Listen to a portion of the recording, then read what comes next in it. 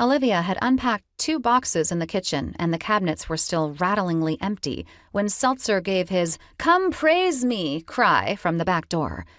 She opened the door to see what hapless local wildlife he had caught, and was startled to find that he was standing over a tiny, furry form. "Oh, not a squirrel, Seltzer! It's just a baby!"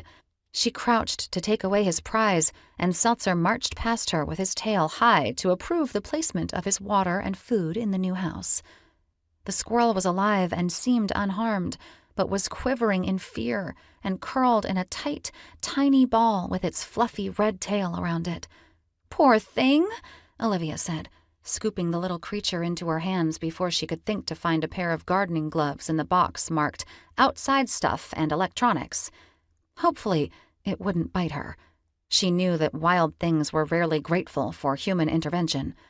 She could put it in one of the boxes she had just emptied, at least until it had gotten over the shock of being captured by the great hunter Seltzer. Seltzer was very interested in this process. "Leave it alone," Olivia scolded. "You've scared it enough." There didn't seem to be any blood on it as she settled it into a few crumpled paper towels, and its sides were moving with its quick, panicked breaths. Many of Seltzer's victims escaped unscathed. He was more interested in the thrill of the chase than the taste of his prey.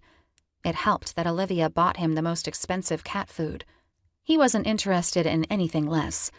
Olivia gently folded the top of the box down. It was marked oven mitts, utensils, baking sheets. Hopefully, the baby squirrel just needed a few moments of rest and shelter before she could release it. Hopefully, it would be smart enough not to get caught again. Seltzer's collar had a bell, but it hadn't really dented his feline stalking skills. Olivia turned to wash her hands before she folded up the rest of her empty boxes. She'd have to figure out when recycling and trash were picked up, and if her house came with any bins. There was no garage, and she hadn't gotten out past the back alley fence in her exploration yet. Seltzer watched the box avidly, and Olivia was relieved to hear scrabbling noises from within.